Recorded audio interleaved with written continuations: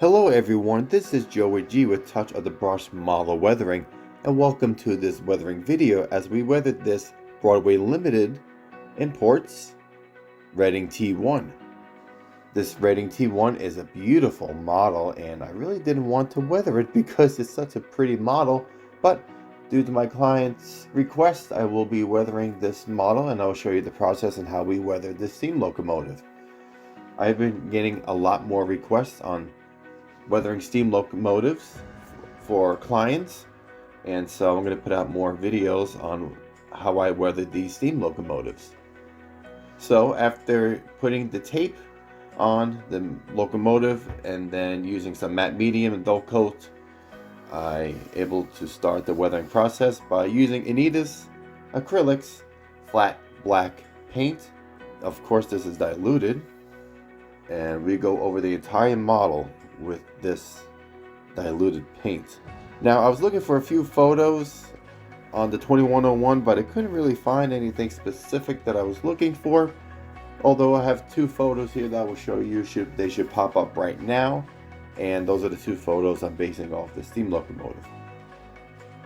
Now a lot of the times some of these steam locomotives, they can look rather dirty and there's like a lot of brown to them.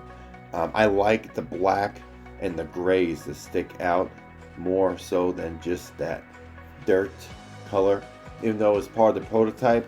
Sometimes it may be the film, sometimes it's the old film, so we don't really, I guess sometimes it's hard to tell what the weathering looks like, but I like that what my steam engines look like is to have a lot of grays, a lot of blacks, some whites for the steam, the ash.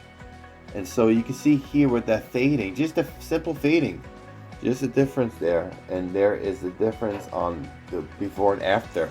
You can tell by the tint it's a lot darker because it hasn't been done yet. So now we're doing the front of the steam locomotive and doing the same process with that diluted black, and just going over the front with the knuckle couplers and the drawbars, the levers and all that, and blow dry it.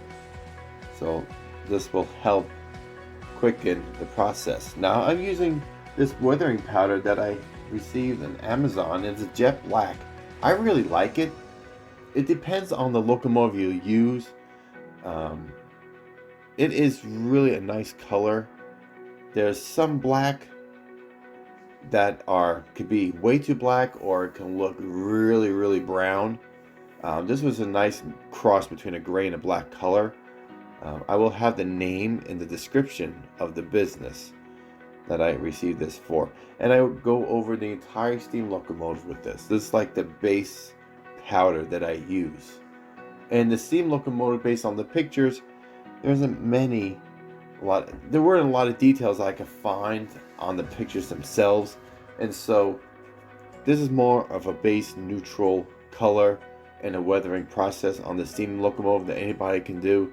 Yes, you could go above and beyond and do a lot of detail work on the little gauges and the valves, and you will see the difference here on the colors. But yeah, going back to what I was just saying, you can definitely go to detail. I don't have a steam locomotive to show you that's more in depth on the weathering process. Here I'm using a little bit of ash as well as some of the rust brown, and I diluted the brown.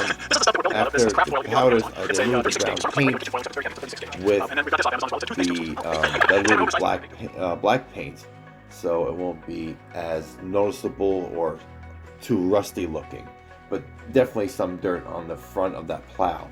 Now here I'm adding some simple flat gray paint that's acrylic as well, diluted, and you're going to give those drivers some of that ash, and you can see that it's much lighter.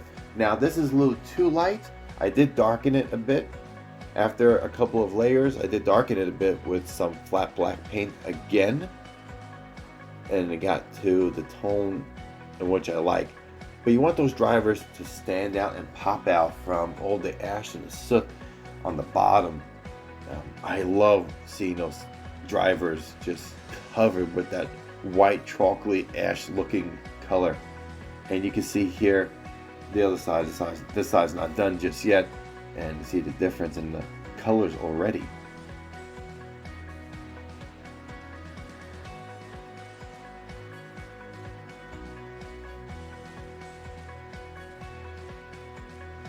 Now you want those the drivers, as well as all those little hands on the drivers. Those, just try not to get into the little pieces, the little pins that hold all those drivers together. The driving wheels, so you see the colors is completely changed with a little bit of diluted gray. And if you find it too much, like here, I added a little too much on that firebox, so I added some diluted black and just faded and toned it down to where it was more of a grayish black color. And there you go, you can see the difference right now. It looks more unison with the rest of the steam engine. So with the tender, the same techniques apply. We use a diluted gray black paint that's mixed together with those two colors, and just go over the entire tender and blow dry it, and there's your fade. Look how quickly it fades. And so you don't need an airbrush. If you can't afford an airbrush, or you're nervous to use an airbrush, use acrylic paints. It comes right off with some water, and you can add as many layers as possible. Now I have a video on my TikTok and my Instagram, and yes, I do have a TikTok page for the business, and so we have some videos show you some techniques on how to weather within a few seconds compared to my 9-10 minute videos here on YouTube. But here's the more in-depth videos that I have, and I show some little clips on my other social media platforms, and it's really fun to dive into different kinds of social media. And so you can see the difference in the sides here. One's faded, one's not faded. And so next we're going to add some of the jet black, and I'm going to dab that on. It gets rid of some of those brush streaks that you may catch when you're doing your fading. Sometimes you have those paint strokes, but also a foam brush can work a lot better than a paintbrush. But also, what's nice about using a regular brush and have some of those streaks, it looks more realistic for where you actually have those kind of gray streaks. And the reason why I'm using gray is the ashes and the salt minerals that melt off the coal, off the sides, maybe the sand builds up on the sides, and that's what I do with this tender. So here we're adding some of the ash, and we're adding some of that gray and a little bit of that black powder to blend it all together. And you can see I'm streaking it down. And some of those photos that I've been looking at, they actually look like this.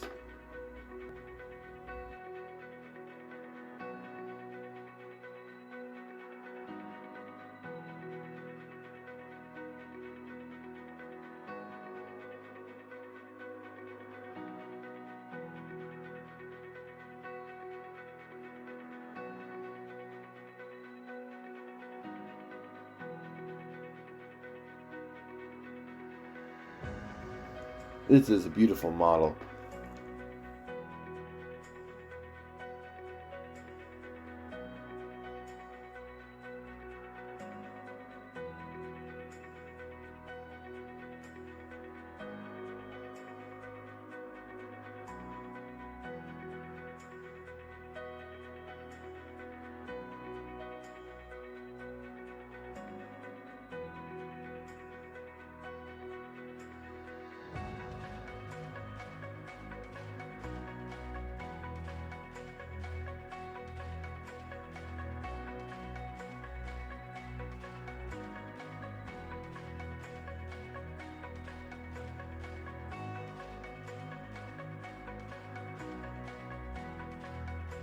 And here is a more in-depth, detailed weathering job on this locomotive. You can see a lot of ash, a lot of sand, a lot of gray.